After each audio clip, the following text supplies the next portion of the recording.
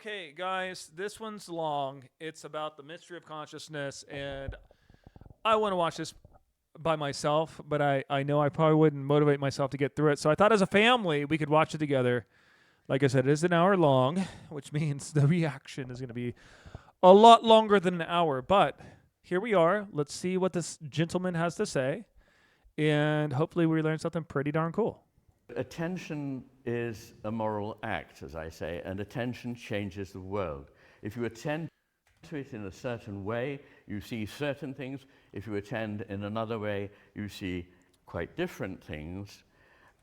This is really cool. Focus, attention.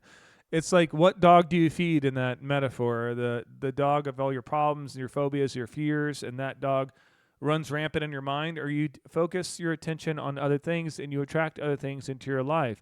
Life is a great game of what we expect because we operate and act upon what we expect. We all create outcomes in our head through our imagination. Are we using our imagination in fears, phobias, and trepidations? That's what we do as adults, is we overact our imagination and we create these mental disorders. Whereas children, we really create imaginary outcomes that are playful, fun, and allow us to almost like when you use a Snapchat filter and you see different animations within your reality. That's like a kid imagining. And I feel like that we somehow flip the script, and instead of envisioning our hopes and dreams, and we really feel that we can do it inside, we put our attention on our sickness within. Let's see. And he says it's a moral act. It's true. You never think about attention being a moral act, because if you focus on the darkness within you, you let it consume you, and you convince yourself of the narrative of you watch certain programming, it is a moral act. And this is why in the Constitution, our founders knew that we were moral creatures. Like the animal kingdom, they don't have higher consciousness and self-awareness, so they have no moral compass within them. It's all just biology and programming and nature. And so they gave the moral authority to God. They left it left it to God, that he was the symbol of the moral authority.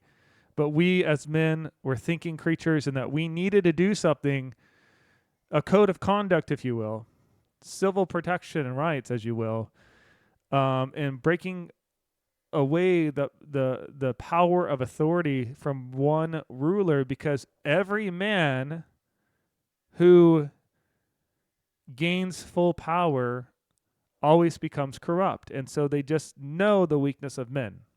So let's see where this goes. And therefore, attention helps, our consciousness helps to bring into existence the experiential world, which is the only world that we can ever know.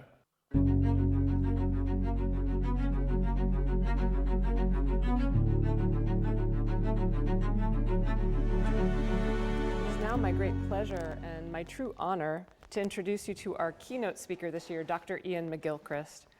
Ian is perhaps most well known for his international best-selling book, The Master and His Emissary, published in 2009, and his more recent 2-volume book, The Matter with Things, published in 2021. He's an avid writer and speaker and has given many popular talks and interviews, especially over the past few years. He's known for what he calls his hemisphere theory of the brain and how this impacts the way we attend to each other and the world. Dr. McGilchrist started in the humanities as a literature scholar at Oxford University.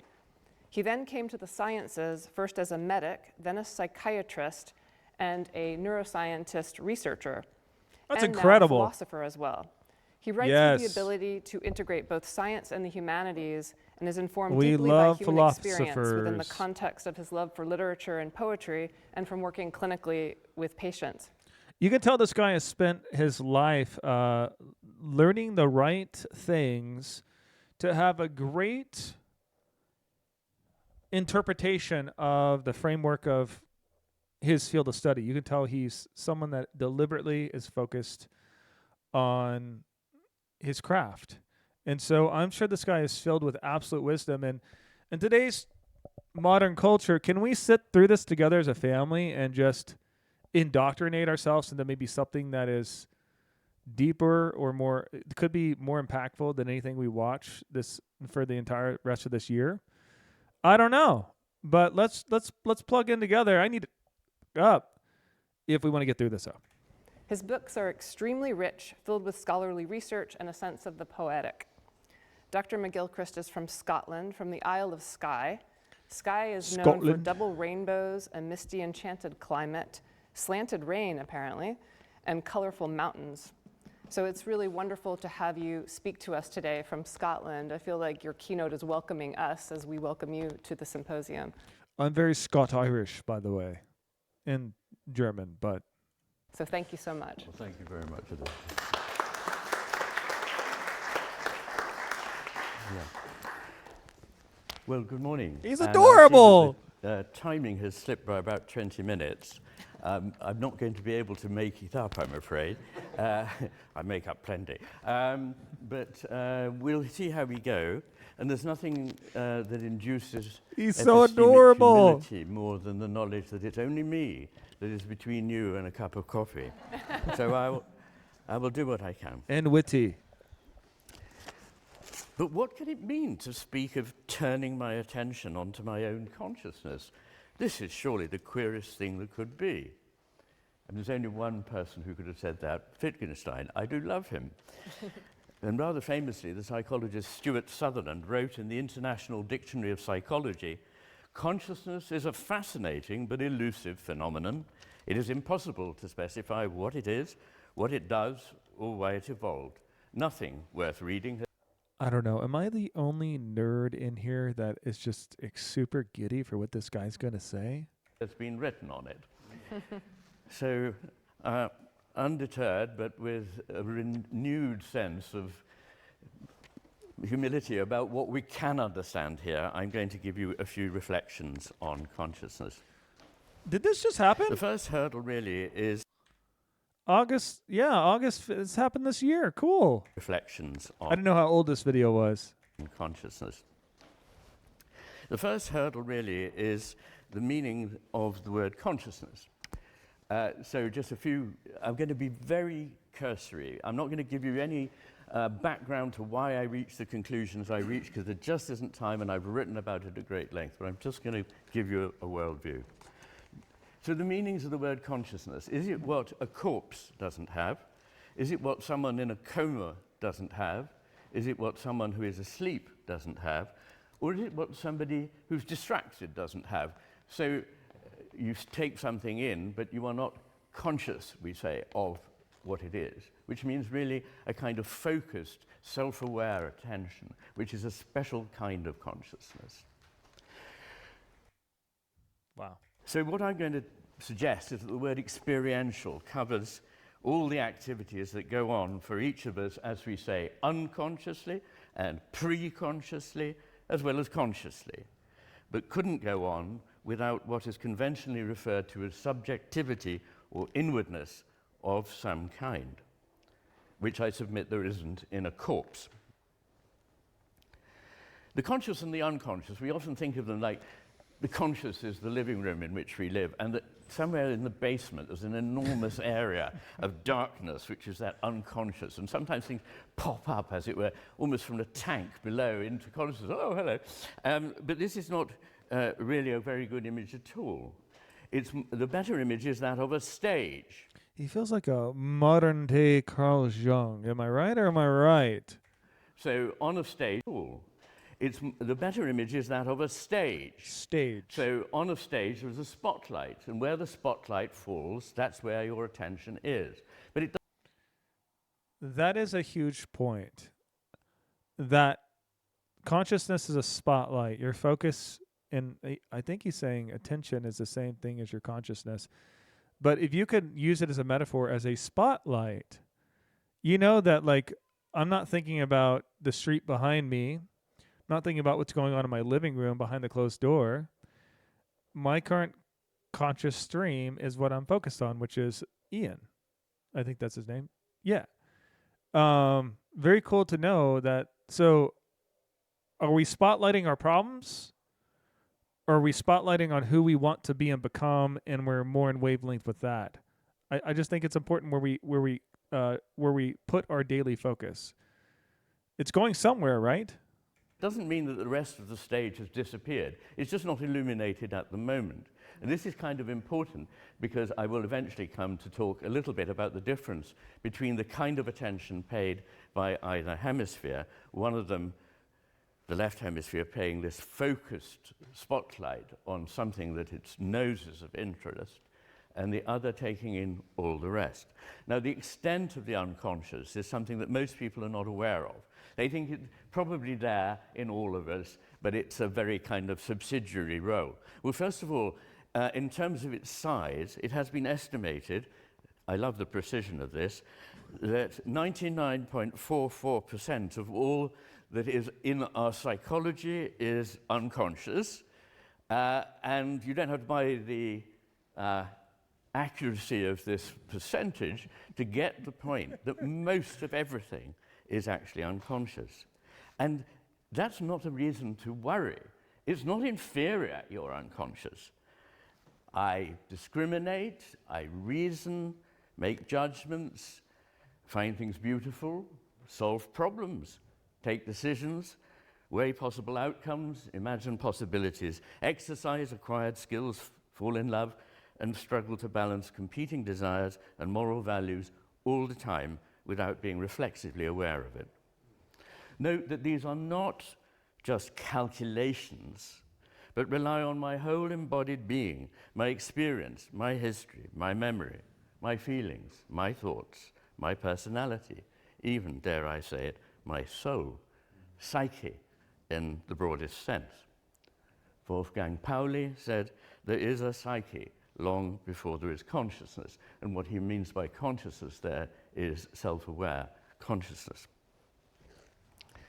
I think it's good to have keywords and phrases in someone's framework. So I guess psyche is, I'm presuming, what we all have when we're born, but we're not fully conscious. Our consciousness is coming forth, coming together, and that's our attention to focus or self-awareness. I guess I suppose is consciousness, because when you're asleep, you're not self-aware, so you're unconscious. Yeah. I'm a great follower of A.N. Whitehead, who put it rather nicely. Operations of thought are like cavalry charges in a battle. He was writing the beginning of the 20th century, about the time that the last cavalry charges were made. They're like cavalry charges in a battle. They're strictly limited in number. They require fresh horses and must only be made at decisive moments. And the rather underrated but excellent late 19th century Oxford philosopher F.C.S. Schiller said that it's only when the guidance of life by habit, instinct, and impulse breaks down that we become conscious.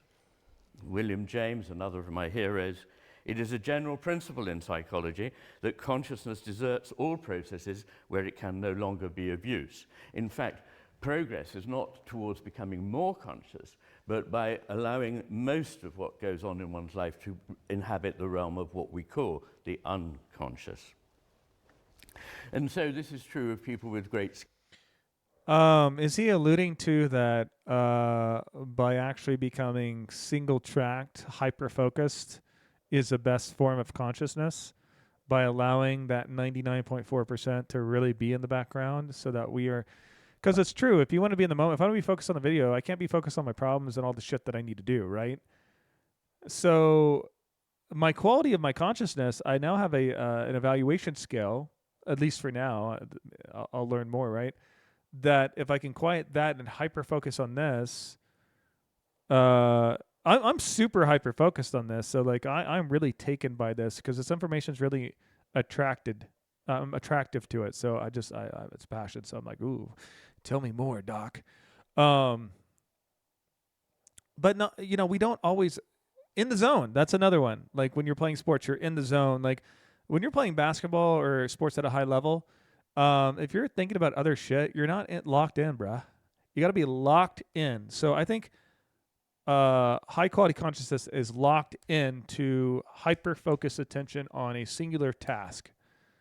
I think is a layman way of saying that's super conscious. Skills like surgeons, pilots.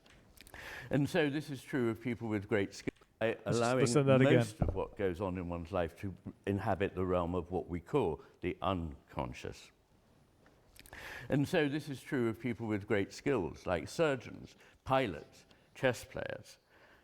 They realize something when they act, but they cannot necessarily explain afterwards how it was that they decided this was what needed to be done. So when I'm conscious of something, it means more often than not that there's something wrong, or that I'm becoming a philosopher. might amount to the same thing. How to reconcile matter and consciousness, of course, is one of the big questions. And again, to cut hundreds of pages short, there are basically, I think, 5 options. Either you can deny consciousness, one of the silliest positions ever adopted by a thinking human being, some of them actually occupying chairs at non-negligible universities. Doesn't surprise me. Or you can deny matter, which I'm rather reluctant to do. It's such an obvious part of all our experiences. These are cheating. These are saying, this is difficult, I'm going to solve it at a stroke by simply denying something, and shouldn't be given too much credence, or any. Thirdly, they could be both in existence but totally distinct, a sort of parody Cartesian. You know, this makes me think about something, consciousness and matter. So in video game, people think that reality is like this too, that if no one's observing a space of reality, that it actually, it goes away. So like in video games, they only render certain areas of the map in the video game. And so when you go to a new room or a new part of the map, it starts rendering around that area. And so consciousness and matter, maybe there's some correlation between the physical matter and consciousness that only by observation is it rendered in reality. I don't know. This is a bit more science fiction-y. But I remember someone talking about this. Maybe it was in a simulation video I watched, and how that might be like if we live in a simulation, which is kind of cool to think about. In view. Fourthly, they could exist but are exactly the same. In view, but totally distinct, a sort of parody Cartesian view. What the heck? Sorry. Simply denying something. There we go. And shouldn't be given too much credence, or any. Thirdly, they could be both in existence but totally distinct, a sort of parody Cartesian view. Fourthly, they could exist but are exactly the same. Or fifthly, the position that I would prefer, they're distinct phenomena reflecting different aspects of a nonetheless indivisible reality. Now, what about the place where, for most of us, matter and consciousness meet, namely the brain? I'm not going to bore on about the brain very much today, but there are really 3 possibilities about how consciousness can relate to the brain. Either the brain can emit it, or it can transmit it, or it can permit it. The idea that it could, or it can, either the brain can emit it, or it can transmit it, or it can permit it. What does he mean?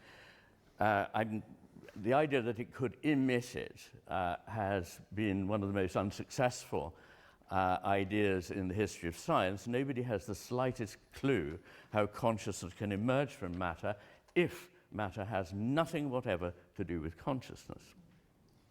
And it comes from the rather naive belief that matter is simple.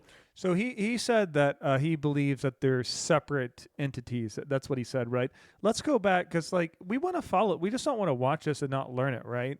So part of learning is sometimes rewatching or pausing to contemplate. Just watching something, you need time to digest it a lot. I feel like we overlook contemplation. So let's just go back a little bit here. Much today. On existence, or any. Thirdly, they could be both in existence but totally distinct, a sort of parody Cartesian view. Fourthly, they could exist but are exactly the same. Or fifthly, the position that I would prefer, they're distinct phenomena reflecting different aspects of a nonetheless indivisible reality. Okay, so they're absolutely distinct. Matter and consciousness are absolutely separate, but somehow the intercorrelation between the two is makes them interrelatable. I don't know. We'll figure it out. But so he believes that they are absolutely distinct, but there's a commonality or maybe some type of weaving together. We'll figure it out, right? So let's speed it up.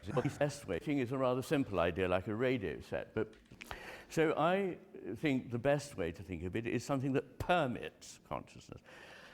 Now, transmitting is a rather simple idea, like a radio set, but permitting brings in the notion that our brains consciousness.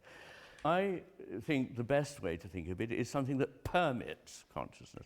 Permits consciousness. I wish I knew what permits meant more in this context. Now, transmitting is a rather simple idea. It permits consciousness? Idea like a radio set, but permitting brings in the notion that our brains sculpt consciousness. That our brains sculpt consciousness. It permits consciousness. Consciousness is there. What comes through as our consciousness is something that our brains have helped to form, to shape, to sculpt, in the way that William James gives this lovely image of... I love this because it shows that not only are our brains are malleable, we know this now that, our brain is always building new synaptic connections, or if you're not using some part of a skill, you're going to lose those synaptic connections and those super highways of neural connections. Well, it sounds like from this vantage point that your consciousness is also malleable. So you can actually rise to higher conscious dimensions or hyper-focused intentionality and build that stronger so that you really do have a spotlight. Your spotlight comes like, it looks more like this. This probably looks ridiculous, right? But this is hyper-focused tunnel vision, brother. And this is how you get shit done. But most, I think, people's consciousness is like this. And so you got so much attention on so much shit that you don't get anything done. So we can, our consciousness is so malleable that we can laser focus back into a strong conscious intent. I don't know. That sounds cool, man. I want this in my life. His voice. So he has a voice in the way that William James gives this lovely image of his voice. So he has a voice. What did he just say? Is something that our brains have helped to form, to shape, to sculpt. Beautiful. In the way that William James gives this lovely image of his voice. So he has a voice because breath comes out of his lungs, but he wouldn't have a voice if it weren't that there was an obstruction in the way which filters the possible sounds. That's the larynx. And I believe this is the way in which things are created. For example, Michelangelo didn't put his David together from a limb and another limb and a torso and a head. He spent years and years throwing away stone, and at the end of it there was the finished David. Now, another possible gambit is emergence. And I want to suggest in brief, all this I'm saying, I'm afraid I'm doing it very much in shorthand, so if it lacks subtlety, forgive me. I think emergence is a fudge, because it's still a hard severance unless consciousness was there all along. So consciousness permits reality, and I don't know what emergence really means. He's saying it's a farce or a fudge. I'm a little lost here, so we'll see what he means. In which case, it's not emergence. I just don't know the technical terms of these words in scientific literature, scientific fields of study. I don't know. I'm a layman. Galen Strawson, a layman.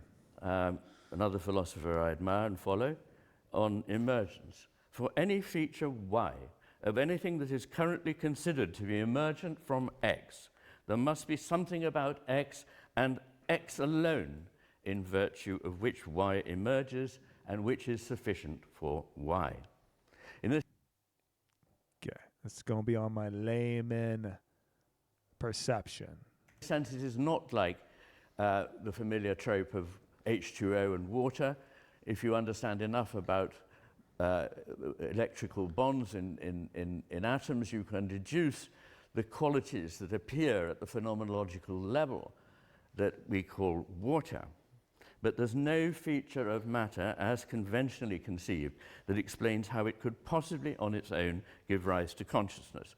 Those words are Galen Strawson's. That's fair. It's been put about, again, I'm sorry, this is very much a Cook's tour, very rapid. It's been put about that maybe it comes out of complexity. This sounds good because the word complexity immediately suggests something profound is going on here.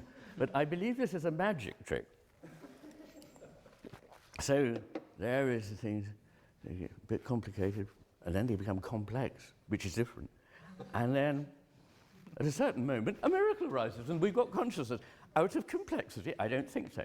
And another problem with complexity is that if it's to do with masses of interconnections, you probably know that 80% of the neurons in your brain are in the cerebellum, this ancient part of the brain, which when I was in your brains, you probably know that 80% of the neurons in your brain are in the cerebellum. This 80% of your neurons in your brain are in the cerebellum. Okay. Ancient part of the brain, which when I was in medical school, we hardly knew what it did. It was something to do with balance, we thought, and coordination. But it has much more. It enters into the realm of the mental and all aspects of our being.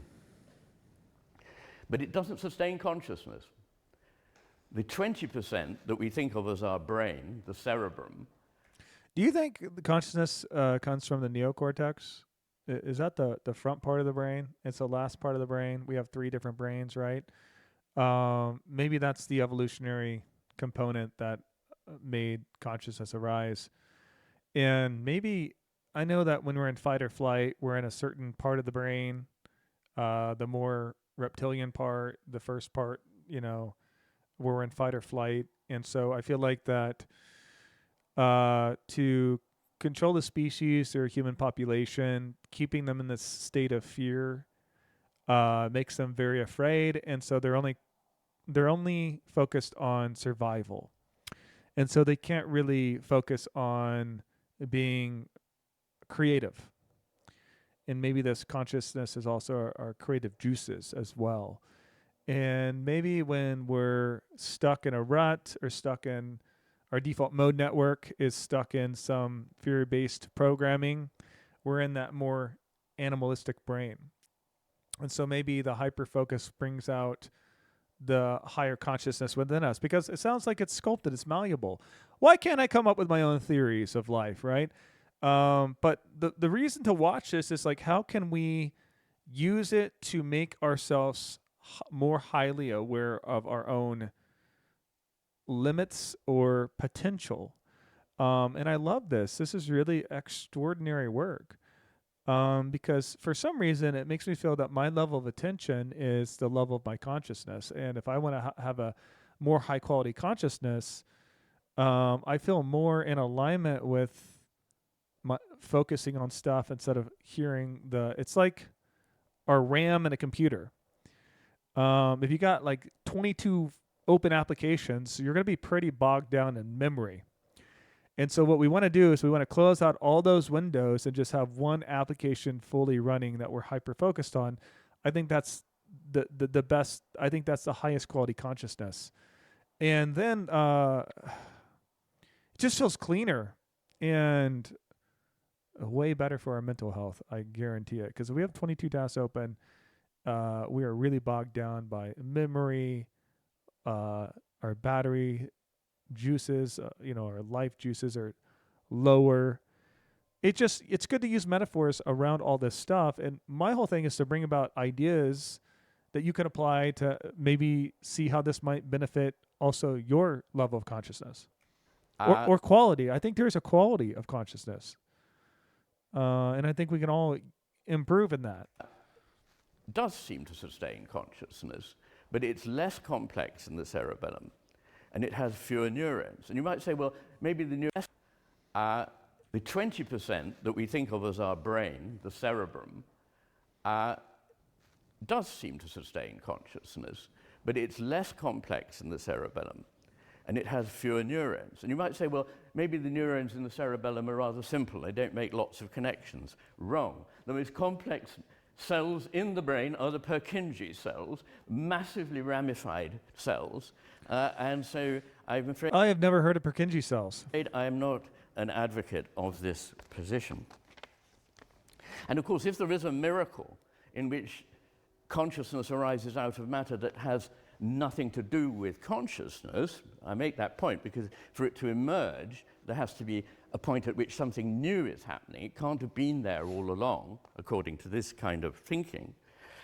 This is a miracle that doesn't happen just once, but it happens millions of times every day when an embryo becomes a living person. This is an extraordinary miracle, and it's not a way of thinking that I would encourage. In any case, we have consciousness. So is the priority of consciousness over matter? There's certainly an argument that this is so. We know about the experiential directly from experience, while we assume the non-experiential only indirectly, again from experience. In fact, there's something like a reverse anthropomorphic effect. Anthropomorphism, it sort of looks a bit like a human, so let's analogize it with the human. Thank you for explaining that. But there is also, in this case, there's a sort of reverse thing, which doesn't seem out there to be doing things that we associate with consciousness, so can't have much to do with consciousness. Similarly, it cannot be denied that matter is something disclosed to me by my mind. I look really forward to him getting to how focus is a moral thing. I'm really interested to see how this all plays into his thesis. I do not know that mind is something disclosed to me by matter. It might be, or it might not. And spoiler alert, I don't think it is dependent on matter. Paradoxically, matter itself is an abstraction which no one has ever seen. We've only seen elements of the world, the experiential world, to which we attribute the quality within our experience of being material. It both substitutes an idea for an experience, which is a kind of event, and in doing so produces something static. I'm sorry, I got lost. If I get lost, we got to go back. I hope you didn't get lost. Spoiler alert, I don't think it is dependent on matter. Paradoxically, matter itself is an abstraction, which no one Paradoxically, matter is an abstraction has ever seen. We've only seen elements of the world, the experiential world, to which we attribute the quality within our experience of being material. It both substitutes an idea for an experience, which is a kind of event, and in doing so produces something static, no longer in process, no longer an experience, now a thing. And I wrote a long book called The Matter with Things, which can be read. An experience is an event, a thing. Matter has become a thing. Several different ways, but one of them is that I think the idea of things as the basis of existence highly problematic. Materialism derives the only thing we undeniably know, the concreteness of experience, from an unknown abstraction, matter.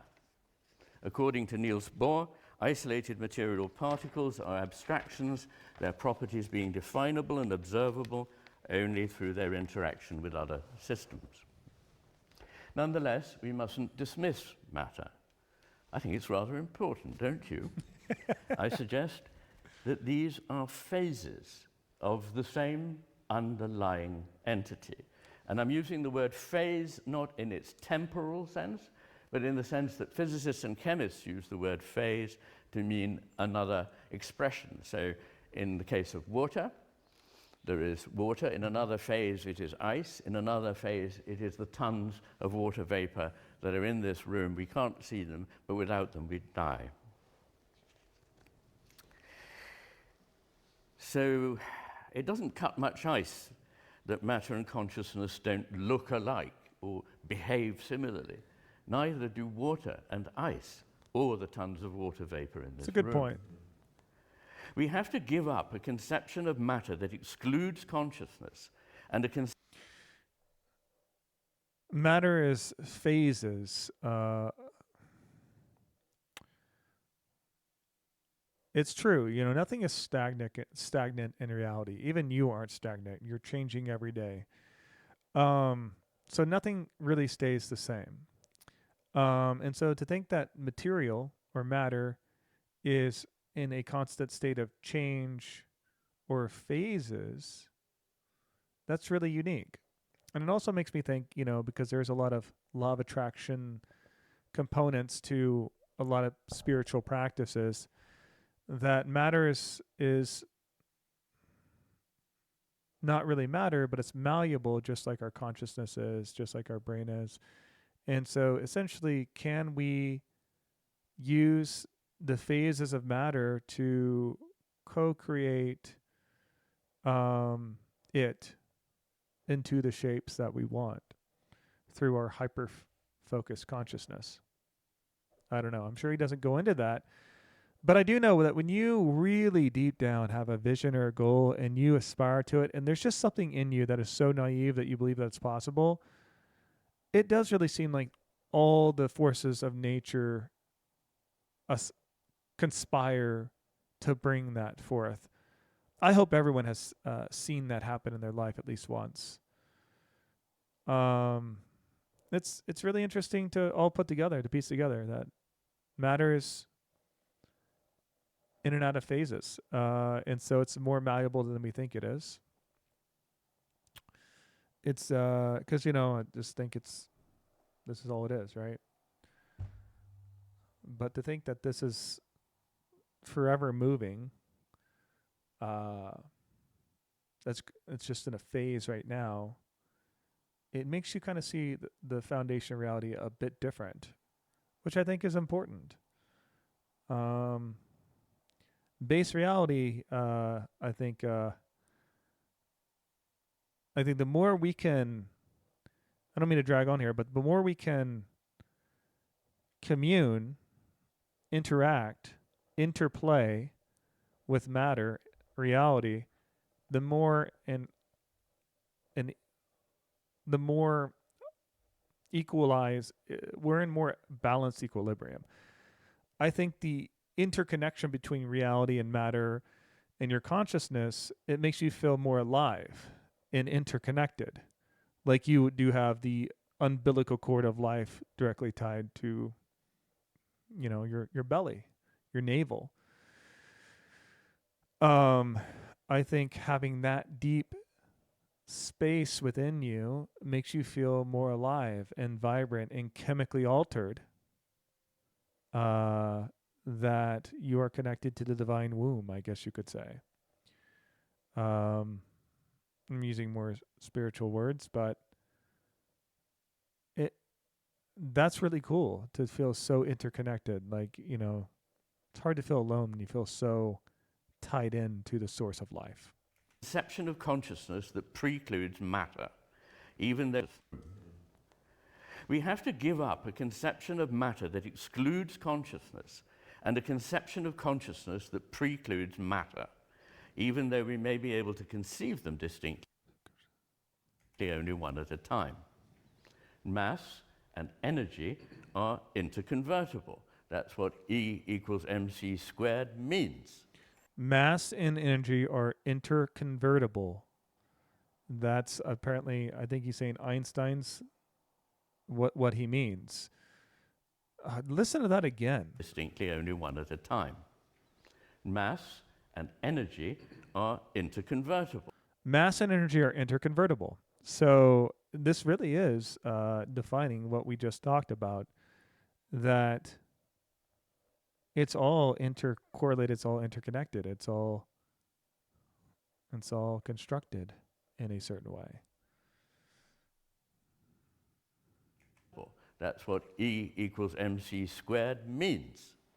The brain is a manifestation as mass, the mind a manifestation as energy. So what I want to say is there's nothing merely physical about the physical. I often say materialists are not people who overvalue matter. They're people who undervalue matter. Matter is extraordinary, and we don't really understand it at all. And get this, if they are right, and there is nothing in the universe except meaningless matter bumping into itself and in Dull world. a chaotic way, it's rather extraordinary stuff, because after a certain length of time, it produces Bach's St. John Passion. That's rather special for something that is random and has no meaning and has nothing to do with the conscious. There is no random. So I suggest that consciousness is, and possibly the, ontological primitive. In other words, Woo! Ontological primitive. I just want to say that you have a nice ontological primitive, if I do say so myself. that which beyond or behind which we cannot go. And on this topic, I could name many, many physicists. In my book, I probably quote about 30 of them. But for now, let's just take these two remarks as standing for many, many others. So, Erwin Schrödinger, consciousness cannot be accounted for in physical terms, for consciousness is absolutely fundamental. It cannot be accounted for in terms of anything else. And Max Planck was famously asked whether he thought consciousness could be explained in terms of matter and its laws. No, he replied. I regard consciousness as fundamental. I regard matter as derivative from consciousness. We cannot get behind consciousness. Everything that we talk about, everything that we regard as existing, postulates consciousness. And of course, I do not need to point out to you, and it's already been referred to by Simon, this is in keeping with the wisdom traditions of East and West, the old traditions of wisdom before they got drummed out by the cleverness of the scientific revolution and its simplifications. Our modern deception on this topic is because of our bewitchment with our cleverness in making machines. So we seem to understand the machine because we created it, we put it together, and we therefore think that everything has been put together in the way that a machine has. But this is a simple-minded jump which should be resisted. The mechanistic approach, I guess. I don't know. So what do I think? I think panpsychism. And there is evidence, I wish I had time to discuss it, but I don't, for consciousness in all life, down to the simplest single-cell organism. There's a lot of evidence of this from people like James Shapiro, from Mike Levin, and beyond. There is evidence for consciousness in all life, in plants, as I was talking. You know, I do resonate with that a lot, that there's so much more. And when I was talking about moral order when it comes to the Constitution and how we should have moral frameworks because we're self-aware, I maybe did discredit that animals aren't conscious, but that's not fully what resonates with me, because, you know, my dog is way more aware than he gets credit for. I believe that other insect species, plants, and animals have way more abilities to communicate with each other and be aware of themselves. We just can't clearly see it because, you know, we don't understand all those factors. So I really love that he's in the same wheelhouse. That's really awesome. Really like this guy. This guy is extraordinary. Last night with my dinner companion. This is a burgeoning area, but also there is a sense in which nothing is devoid of consciousness. But what is that sense? Well, there are various ways of understanding this, and it's been in the West, as well as profoundly in the East, something that has a good history, including the all-time greatest philosopher. Don't let them tell you that Plato and Aristotle are greater, Heraclitus and Empedocles, and in some senses Thales as well. Spinoza, Leibniz, Herder, Schopenhauer, it's present in all of these and in the Eastern wisdom traditions and in some North American native traditions and no doubt other indigenous traditions around the world. The part that is played by consciousness in reality is interesting, and there are different ways of understanding it. Ian, spit it out.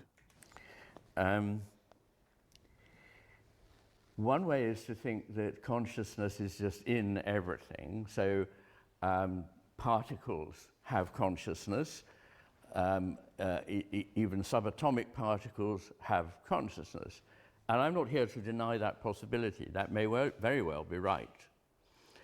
And certainly I don't really make a hard distinction between non-life and life.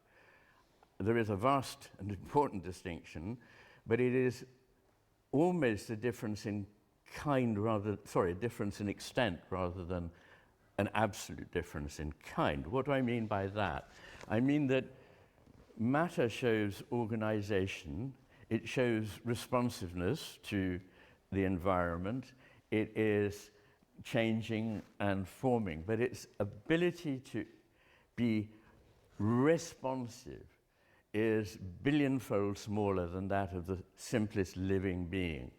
So there's something in the cosmos that life enables us to respond to. And this idea of response, relation, responsiveness, reverberation, responsibilities that we have for the things that we bring into being through our attention, this is part of the way that consciousness works in relation to reality.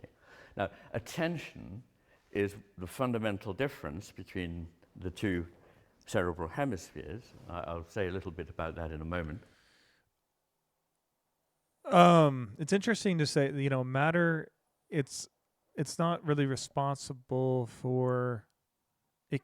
It can't do much in its current form. I mean, it takes form and shape and modifies, but it can't really react in the same way we can. And so that's interesting. It doesn't mean it's less conscious. And like you said, he can neither confirm or deny even just subatomic particles being unconscious. But I think there is an intelligence built in everything, the whole system. And so intelligence to me means conscious. So I would also allude to that probably everything does have a consciousness to it. Otherwise, it couldn't exist.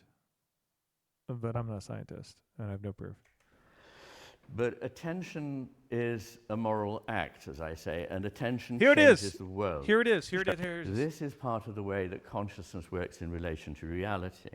Now, attention is the fundamental difference between the two cerebral hemispheres. I'll say a little bit about that in a moment.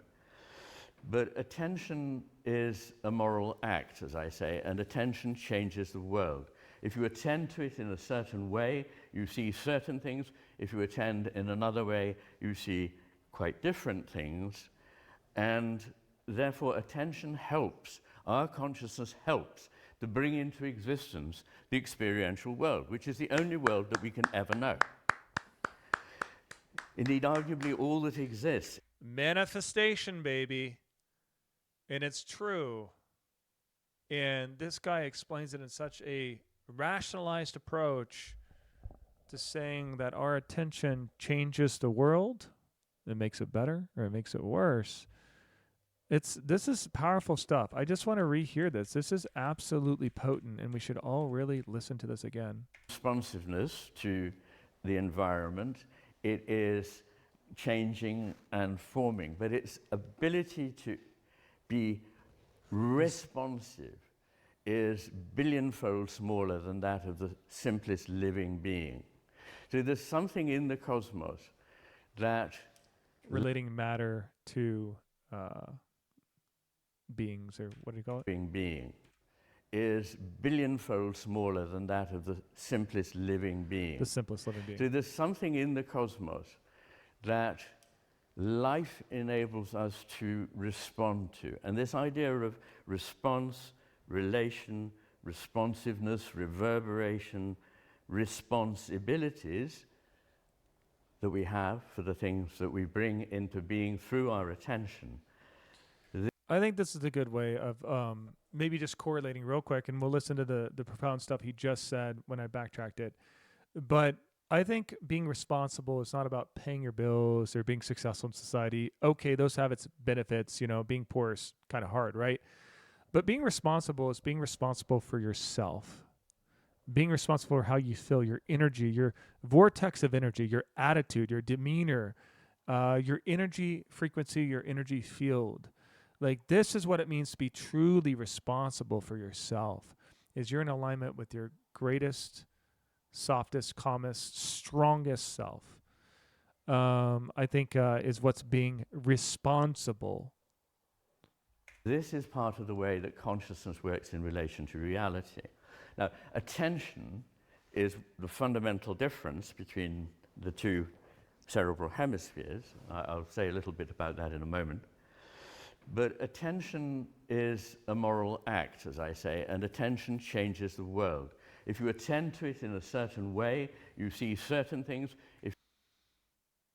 If you attend to it in a certain way, you'll see certain things. If you attend to it in a different way, you'll see certain things. Wow. What personal responsibility for our personal reality, aka our personality. This is truly profound stuff.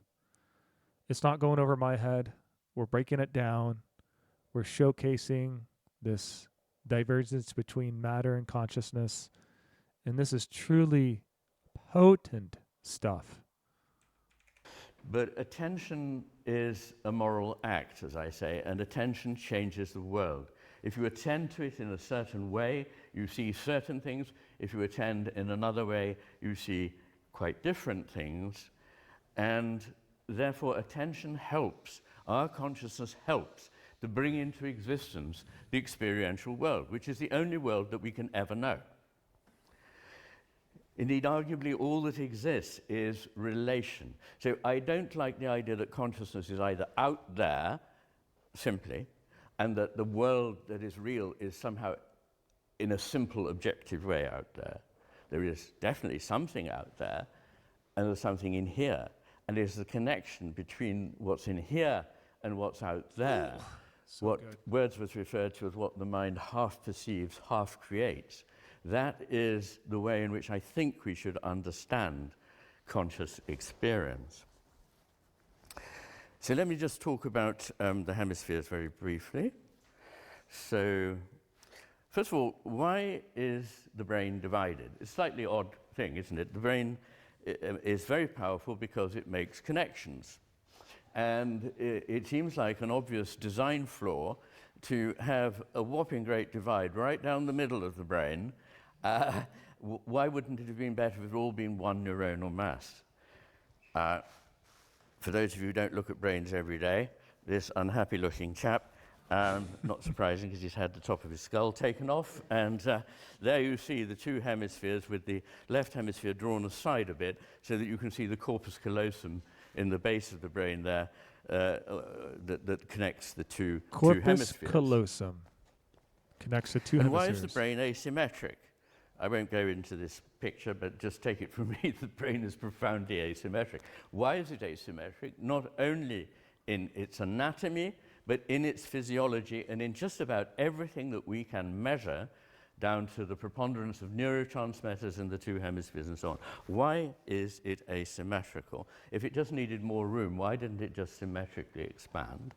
And thirdly, why is the corpus callosum, this band of fibers at the base of the brain that connects them, why is it getting smaller with evolution, not larger? And why is much of its function inhibitory? So yes, excitatory neurons, glutamatergic neurons are involved, but they, for the majority of cases, are but on GABAergic neurons which are inhibitory. So the overall message of transmission between one hemisphere and another is, of course, positive, to bring it into the equation, if you like, but it's also to tell it to keep out of it for now. There's something interesting about the division between these hemispheres which simply can't be dismissed. And I've written about this. I mean, it is interesting why it's not just one machine, but has different components, like almost like a computer. I know that he talks about thinking about machines as a negative, but a computer's made up of many different parts for many different functions. It's just not all built into one thing. So, I mean, then there's a reason for it. I don't know all the reasons, but I'm sure there's a mechanistic reason for the brain being in all these different components. It's really interesting. Afraid at very great length, most recently in this book. But why should this be relevant? Well, it comes back to this idea of attention changing the world. Why we have two hemispheres, the best bet, Tell me. challenge this or come up with a better theory, is that every creature needs to solve a conundrum, which is very easy in Kinross Castle in 2024, which is how to eat and stay alive. Now, for most of history, living beings have had to focus on something, to target it, to get it. And they know already what it is. That's why they want it, to eat it, to use it, to manipulate it. And so they focus on it and get it. But that arc of attention is probably no more than about 3 degrees, which leaves the rest of everything uncovered. And that is the job of the right hemisphere, to take in the whole picture. And rather than think of the right hemisphere as being a specialization, the right hemisphere is really the norm set against a highly specialized and unusual kind of attention, the grabbing and getting, the apprehending attention of the left hemisphere. The grounding attention is the comprehending, holding together attention of the right hemisphere. Grounded. And importantly, the right hemisphere understands and values and uses what the left hemisphere knows, but the left hemisphere seems less willing to, and simply can't actually understand what the right hemisphere's importance is. So it's a bit like the so-called Dunning-Kruger effect you may have heard of in psychology. The more you know, the more you understand how little you know. But unfortunately, when you know very little, you think you know it all. So there are these dipoles of attention. Why are they relevant? Because attention changes the world. Now, on the left, in each of these dipoles, I don't know if you can see them, I hope, is the left hemisphere's tendency, and on the right is the right hemisphere's tendency. So remember, the left hemisphere, I'll try not to be in the way here, but I just come round and point to them. The left hemisphere's tendency is to go for something with which it is familiar, that it already knows it needs and wants. For it to grab it and get it, it needs to be fixed and certain. Because of its narrow arc of attention, it tends to see the parts and thinks that a whole is composed of its parts. It can only see what is explicit. It tends to abstract things from their context, of course. It generalizes and has little room for things that don't fit into a category. It quantifies things rather than being interested in their qualities or differences. It tends to lump together, in fact. And it produces a world which is literally inanimate compared with the right hemisphere's world. It has an undue optimism, which is based on the fact that it knows very little, sees very little, and anticipates very little. And this is so extreme that patients who have a right hemisphere stroke and are therefore reliant on the left hemisphere, they may have a half of the body which is completely paralyzed, but they will deny that there's anything wrong with it. And if you ask them to move it, they say, there. And no, it didn't move. If you bring their arm around in front, they say, move that. They say, oh, it's not my arm. That belongs to somebody over there, or it belongs to you, doctor.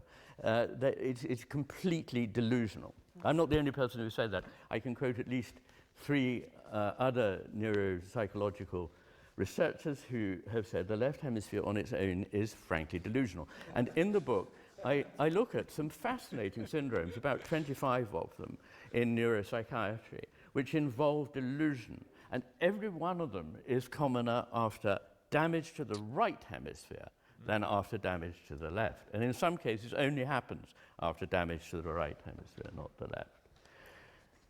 And last of all, and it looks very boring, but it's terribly important, is the difference between representation and presence. I can see that maybe there. Is that a little bit better, the angle? I don't know. Worse for some. I don't know. There's no answer to this. So with this kind of attention operating, phenomenology His struggle with the board is actually very funny.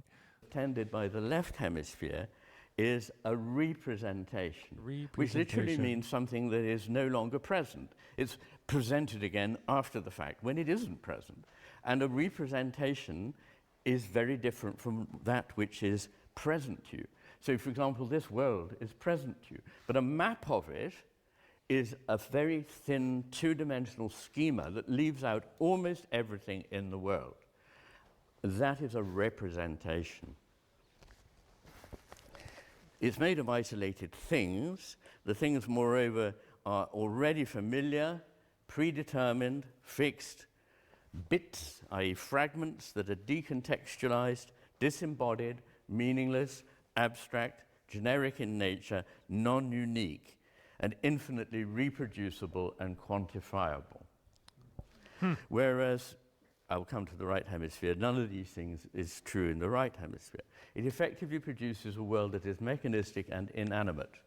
And when people have damage to the right hemisphere, and you can suppress, using a technique called transcranial magnetic stimulation, you can suppress the right hemisphere experimentally for, say, 20 minutes.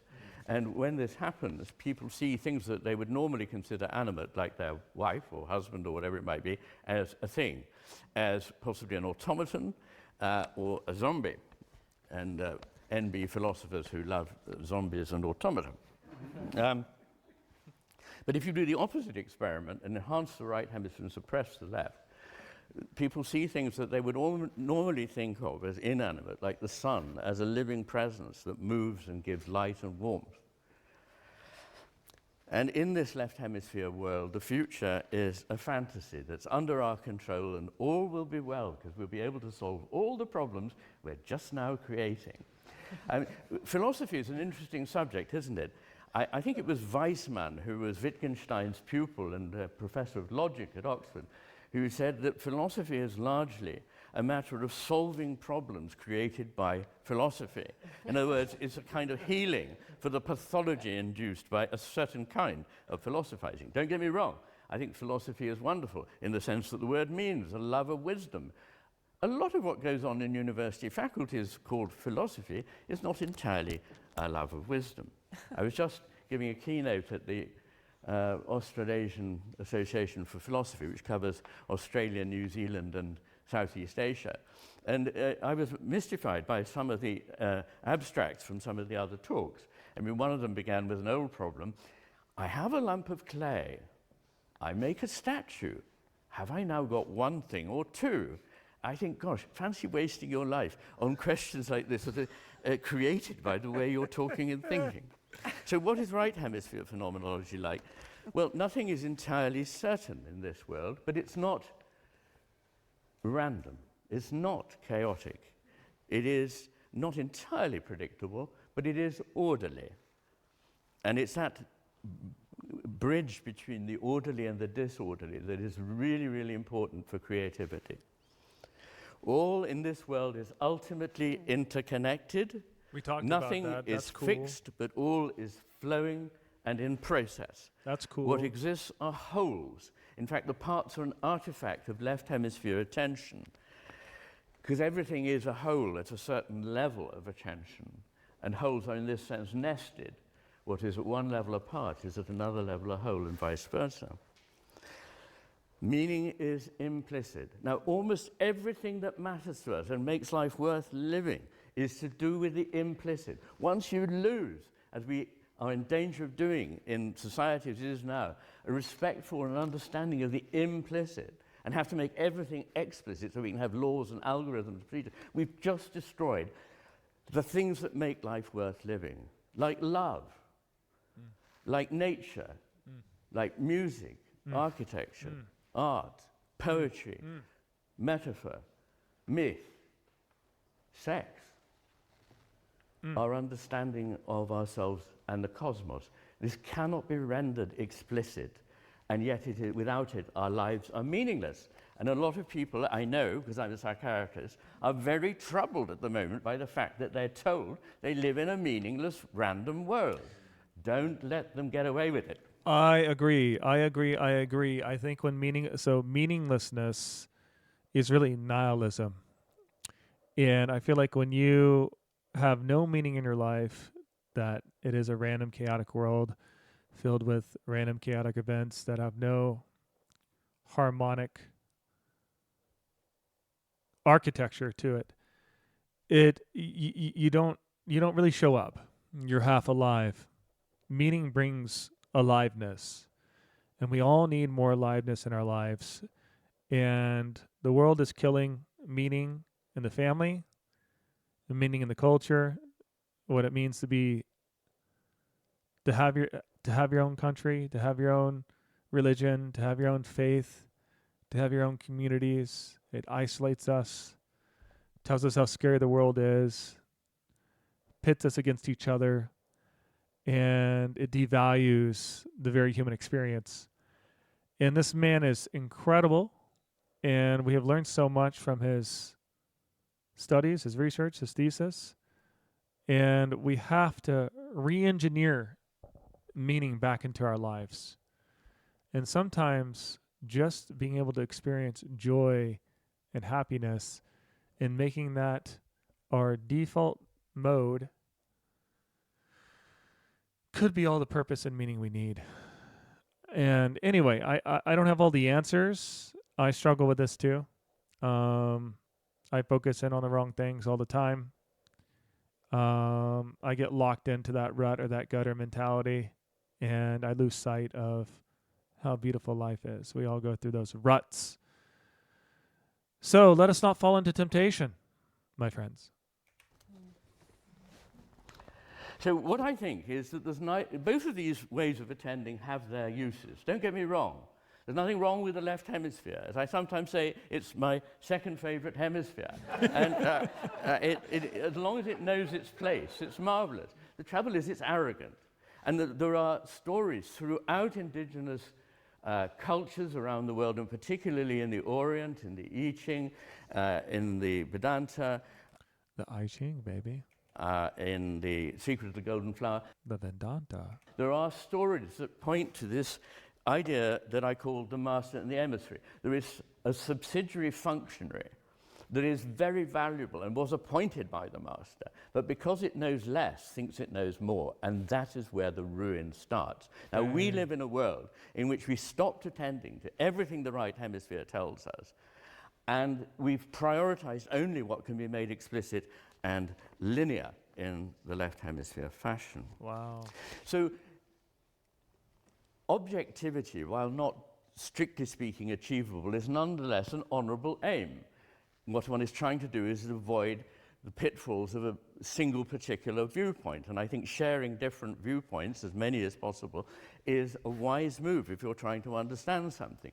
But you can't understand it in a way that doesn't involve an understanding, by definition. So we can't remove ourselves from this picture. But our choices are not either being lost in subjectivity or lost in a world of objectivity. A distinction, which is important, doesn't mean severance. Please remember this, because so many problems now come from the fact that because we've made a distinction, we think we've made a severance. Yeah. But we haven't. The unity of things is constantly, beautifully ramifying into individual... It sounds beautiful. Making a distinction between two things doesn't sever the two as complete opposites, or they can't be there can't be different discrepancies. You know, it's not a severance from. I'm just repeating the same thing he said. I'm sorry, guys. I'm getting a little tired, but we showed up for this. We're going to keep going through it and get this done. Being. But that ramification into ever newly created inwardness and expression of it outwardness in the whole does nothing to threaten the integration of the whole. It actually enhances the meaning of the whole. When a flower unfolds, I should have put it, I have a beautiful gif of this happening, of a flower sort of unfolding, and you know, all that comes out, the petals open, there's all the stamens and the rest of it. That hasn't threatened the flower, that has fulfilled the flower. When it was a tight bud. Use yourself as a metaphor. You being distinctly your full, radiant, exuberant, one-of-a-kind self does not take away from anybody's experience here. It only amplifies it. It makes it more beautiful. It had that potential. Now the potential is fulfilled. And all of life has that kind of a structure, I would like to suggest. And we midwife the world into existence. It's not that we make reality up. Heaven forbid. That's a kind of postmodern delusion. Nor is it that reality is simply out there for the recording, as though we were Geiger counters or cameras who are just receiving data. No, we midwife being into existence. And this is a reciprocal process. We are changed, and it I don't know what he means by midwife. is changed. And in this, I want to refer to Goethe, who said that all things in existence, if rightly considered, evoke in one the organ of perception whereby they can be realized. I find that a very, it chimes with my experience. I think it's a point worth mentioning. And what all this implies is that there is a presencing, to use a Heideggerianism. Anwesen in German was a verb until Heidegger came along and made it a noun. And presence is our noun, and Heideggerians in English have used the term presencing, because something being present sounds a bit passive. It's there, yes, okay. But when it presences, it comes into being for you. And that is a process that involves you in nourishing it, midwifing it, as I say, into being. We're presencing at all times. That's a beautiful word. Representation seems like it's just, it's here. It's, we interpret it from a different lens. But presencing, we're experiencing it from a different vantage point. And this is contrary to many views. So there are people whose philosophy I quite like, who nonetheless can't break out, literally, from the padded cell of the mind. They see us as walled into a windowless cell in which we create fantasies for ourselves that we call reality, but have nothing to do with reality. Now, of course, they're not the full story of reality, but they are part of reality. And everybody's version of these things will be different, but it doesn't make them all false. It means that they're different aspects of truth. So why do we have matter and why consciousness? In other words, why these different forms of consciousness? Well, one is to do with the coincidence of opposites. And, oh gosh, I wish I could talk about this. I have a whole chapter on it in the Matter with Things. But pre-Socratics knew about this. Eastern philosophers always known about it. But since we were told that a thing and its opposite can't be true, we've been misled, in my view. There are certain senses at the everyday level, of course, in which they can't be true. Either I had milk in my coffee at breakfast this morning or I didn't. It's not a question of both being possible. But as Niels Bohr pointed out, the higher, the deeper one goes, the more it is true that a thing and its opposite are true. And, you know, simple expressions of this are the way up is the way down, which is literally the case, depending on how you look at it, which direction you look at it. But this coexistence of opposites is really important. And in as much as... maybe another word is paradoxes. I feel like the more you fundamentally look at life, the more paradoxical it is. And it's really, the mind hates paradoxes because it can't make them make sense. Where two things that seem like they can't exist at the same time do, given their context. As you can call matter and consciousness for our purposes opposed, they simultaneously interact with one another and create something. So I'm hoping I can make this work. This is a sculpture. So I think that's what he's saying about consciousness and matter, is that they're paradoxically, they're a paradox, I guess. Getting tired again. I can't articulate exactly what I want to say. Let's go. An art gallery in Switzerland. So that tells you that something about good rest is really good for hyperconscious. That's what we call hyper-focused consciousness. That we do get worn out, and so our quality of our consciousness does go. So we need to big bursts of energy, great rest. Big bursts of energy, great rest, I think. Excellent. This is a sculpture in an art gallery in Switzerland. Damn. Yes, I kind of like that. Yeah. The first thing about this universe is that it is creative. That we can know without going anywhere that people might go, ooh, that's woo-woo. But it is a creative universe. That's what's happening. It's just constant. See how he's afraid to be considered woo-woo, which is spiritual. But it is creative. He's right. And there's nothing wrong with a little woo-woo, okay? There's nothing wrong with a little airy-fairy, hocus-pocus.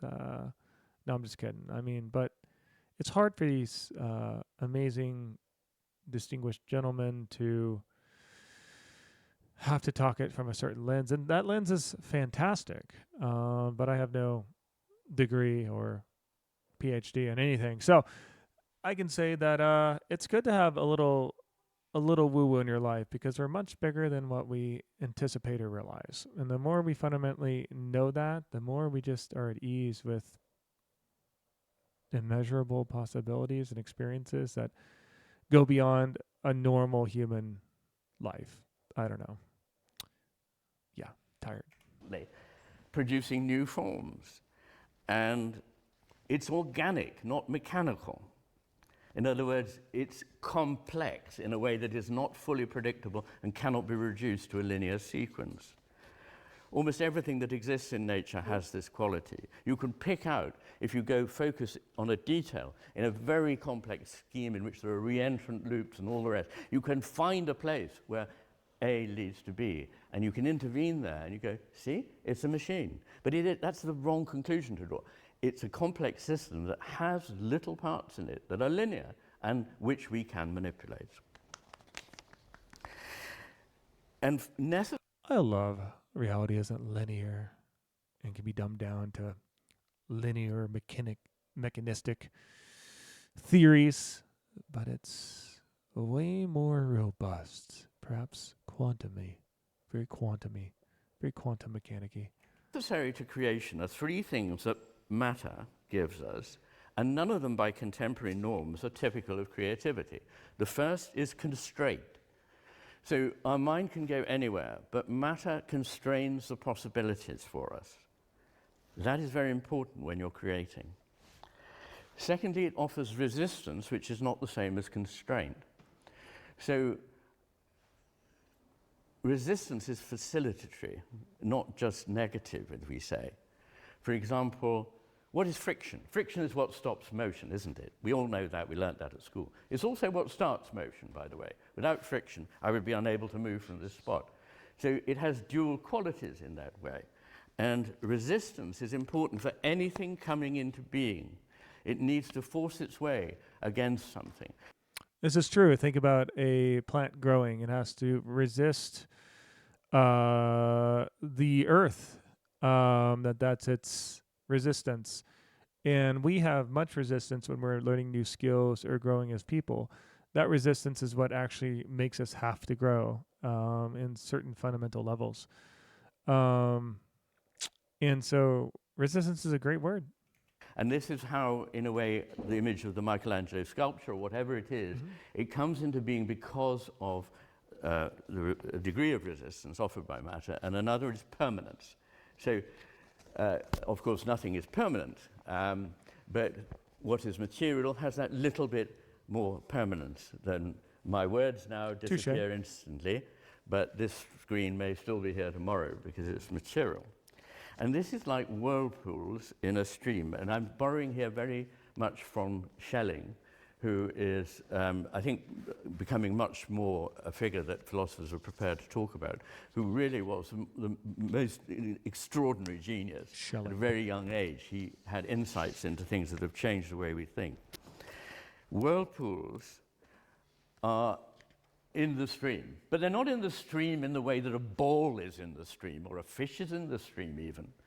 They are the stream for the time that they're there. And they can be photographed, they can be measured. They move, they have power to move things. And they are forces to be reckoned with. And after a while, eventually, they will move on. And they arise spontaneously from the flow.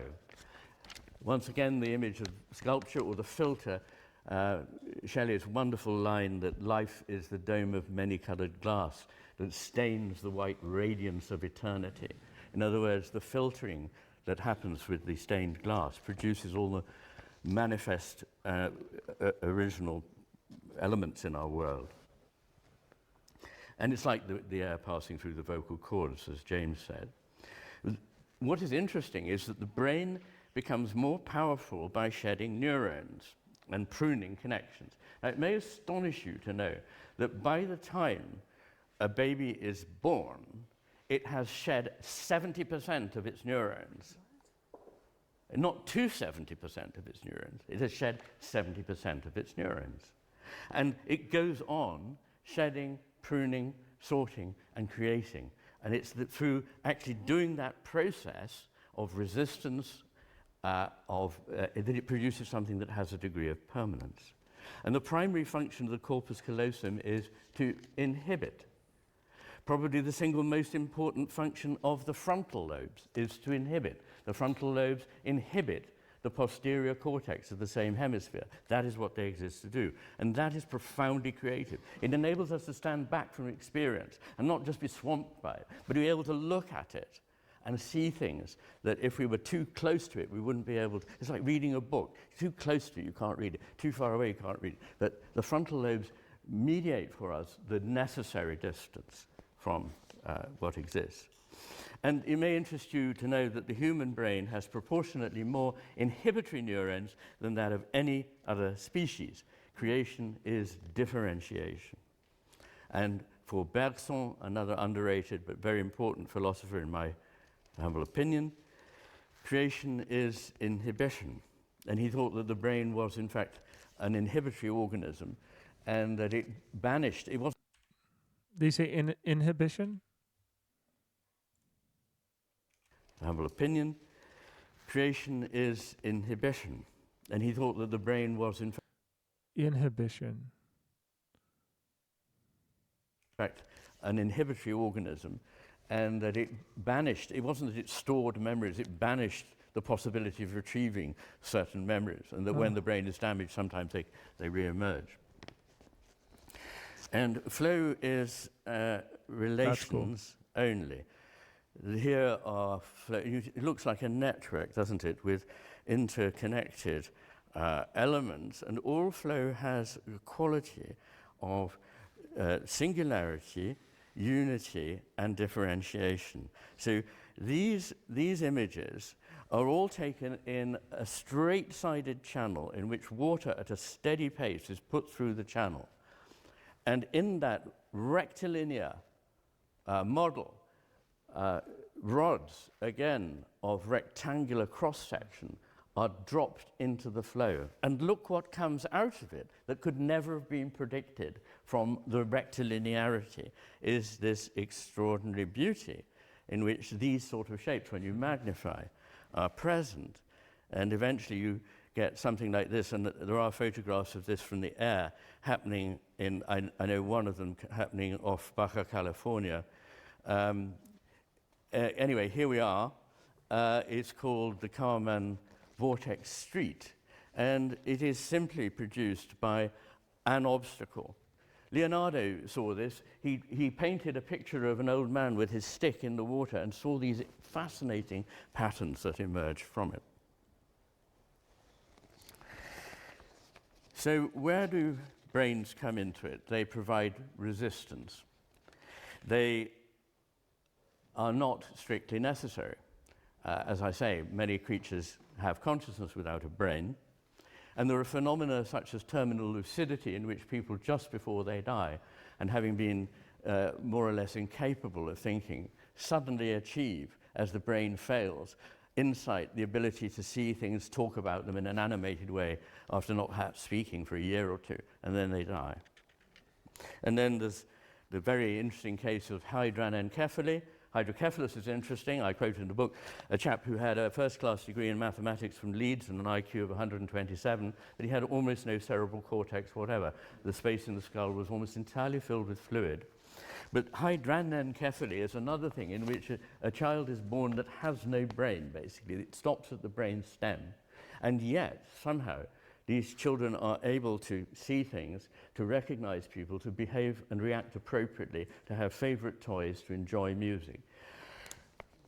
Please don't ask me how. What I want to open to you is the wonders in all,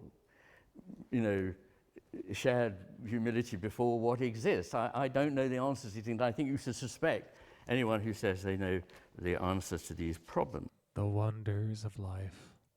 Which is not to say we shouldn't continue to try to find them. But the idea that consciousness interacts with matter, which was an insuperable problem in the 17th century, is no longer insuperable, since matter is already intrinsically a field that acts at a distance and interacts with consciousness. Take gravity. Matter is a field. Electromagnetic forces. Gravity is a field, matter's no different. It's a really unique vantage point. And it's not incomprehensible that such fields of force in consciousness affect matter, and it would perhaps be harder to account for if they didn't. In any case, it's not disputed that observation changes the nature of matter, and not just in some incidental fashion. Nor, by the way, is quantum mechanics only something that applies to the very, very tiny or the very, very large. It happens all the way through. Just as the surface of the Earth is round, we know that, and everywhere you stand it seems to be flat.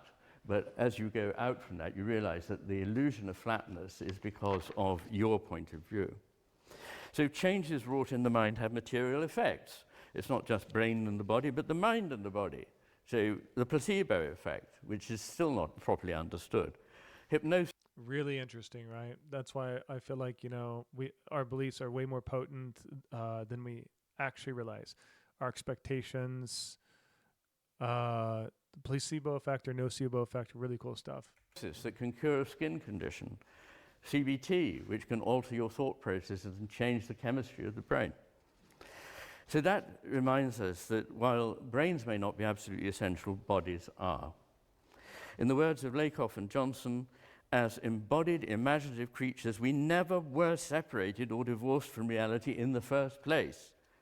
Dang. What has always made science possible is our embodiment, not our transcendence of it, and our imagination, not our avoidance of it. Our imagination. That is Lakoff and Johnson. So why consciousness, since we could do everything we can without having consciousness? And why life? Well, I've already said I think consciousness is the ontological primitive. So why life? As Whitehead said, the secret of persistence is never to have been alive. Psyche is in everything. Life enables a certain evolution of psyche. So psyche is everywhere, but what life adds is the evolution of consciousness. We talked about psyche and consciousness in its definition, so it's cool that he summarized it a little bit better. And in life, it is much more obvious that it's directed to a purpose, that it involves complexity, and that it involves values like beauty and goodness and truth, eventually, in the human, and to some extent even in apes. It's the basis whereby we have imagination, which is the creative faculty, and which, by the way, is not something that science does not avail itself of. Most of the great discoveries by mathematicians and scientists were made by an imaginative insight, an aha moment, which correlates precisely with the activity in the right superior temporal sulcus and gyrus and in the right amygdala. The aha moment. And there is an attraction to value. So I believe we're not just propelled mechanically, hydraulically, as we used to believe in the 19th century, from behind, but we are drawn from in front by attractors. And those attractors are the sense of a direction to a purpose. We may not be able to articulate it, but you can see animals, even microscopic ones under the microscope, exploring and appearing to take tendencies that will further their existence. But also by values. So we are attracted by what is good, what is beautiful, and what is true. And this means that there is a relation between the ground of being and the cosmos. This ground of being, what can we say about it? It is self-organizing. It is self-propagating. It is endlessly creative. And it's on the borders of order and chaos. Order without determinism. Sorry, Sapolsky. And fractal. Order without determinism. That's kind of cool. In nature, there are fractal wholes. So there's order in the world, but it's to be determined. Like we organize ourselves in different ways for higher ideals and purpose without determined outcomes. But we have an inner need for this organization within ourselves, but it's not deterministic, which means it's ultimately up to you and what you do with your free will. Your mind was given to you. No one can control how you think or behave. I mean, you can allow it, right? But deep down, no one can say, think about this right now, or do this with your brain right now. It's always within your full ownership. That's what free will truly was and is, which is really amazing because there's so much out here that we can't control, but within the power of our own mind, we have free will or total control. You go down in them, you find more of the same structure, and the wholes are greater than the parts. Now, if you add in to creative drive, purpose and value, and wonder, the word God, I don't mind them the slightest. There are parallels between panentheism and my understanding of panpsychism. Panentheism is not pantheism, in which everything is lumped together and that's God. But panentheism is that whatever God is more than that, and all that exists in God, and God is in everything that exists. Now, my understanding of panpsychism is not that it is a summation of small psyches, which leads to the so-called combination problem. I believe this is a result of thinking in a partitioning way, but actually the field of consciousness is one and doesn't need to be put together. It's just that it looks like it because consciousness is not only the field in which we operate, but is in everything. All these derivatives of consciousness. I'm getting to the end. A cup of coffee is coming, I promise. So, Julian Huxley, man is that part of reality in which and through which the cosmic process has become conscious and has begun to comprehend itself. Pierre Teilhard de Chardin, man discovers that he is nothing else than evolution become conscious of itself. Thomas Nagel, each of our lives is a part of the lengthy process of the universe gradually waking up and becoming aware of itself. Quantum physics, David Bohm, there is no need to regard the observer as basically separate from what he sees, nor to reduce him to an epiphenomenon of the objective process. More broadly, one could say that through the human being, the universe has created a mirror to observe itself. So there are four independent voices that suggest what Whitehead says in his philosophy, that God, whatever it is, the ground of being, and the cosmos are co-creating. They're evolving in a dance together and understanding themselves as they come more and more into being. That's beautiful. Rowan Williams doesn't like that because it suggests that God is not perfect at the start. But it's actually possible to square these positions. I won't go into that. So, is consciousness then wholly personal? No. 1,000 times no. It's like James's image of islands in the ocean that are all rooted at the base of the sea. It's like the forest in which there is an unseen tangle of roots of communication that knows no end between these creatures. The creative cosmos is us. We are nature. We come out of nature and return to her, which is why I abominate the word environment, which suggests a technical thing that surrounds us. But it isn't. It's in us, and we are in it. Wow. Environment's the sort of thing you might have a department of one day, I don't know. But we are we have an unforeseen and unfathomable gift to be here. And it's our resonance, our reverberative existence, our responsibility to use the time we have here. What is our role while we're here as persons? Now, people say, how can it matter what I do? I'm so small. The universe is so big. But this is a left hemisphere way of thinking about, let's get the magnitude and then we know the worth and the value. But actually, when you say my love for my loved one is as broad as the heavens, as deep as the ocean, how big is that? We know these things have value in another sense. And by responding to what is, we help to create and evolve the good, the beautiful, and the true. So, my final words are taken from Gerard Manley Hopkins' famous poem, just the first 8 lines. As kingfishers catch fire, dragonflies draw flame, as tumbled over rim in roundy wells stones ring, like each tucked string tells, each hung bell's bow swung finds tongue to fling out broad its name. Each mortal thing does one thing and the same. It deals out that being indoors each one dwells. Selves goes itself, myself it speaks and spells, crying, what I do is me, for that I came. Thank you.